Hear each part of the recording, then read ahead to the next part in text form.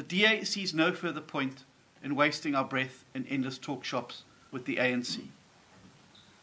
For that reason, the Democratic Alliance's federal executive, which met at 1 p.m. today, has resolved to withdraw from the national dialogue with immediate effect.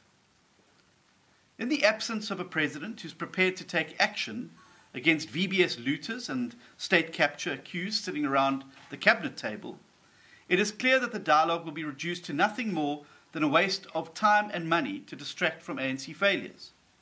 And this explains why they are so obsessed with it. It's clearly an electioneering ploy at taxpayers' expense to gloss over the serious crises that they have plunged South Africa into.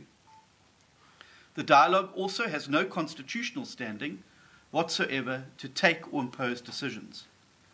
Or are they doing that to fight corruption?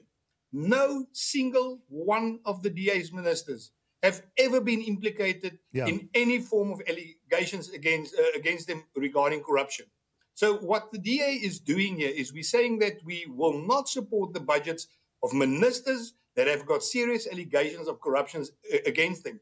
And if the ANC then want to come and not support budgets of DA ministers, it is a clear indication that the ANC is not willing to fight corruption. We entered this government of national unity with clear intent. If the ANC doesn't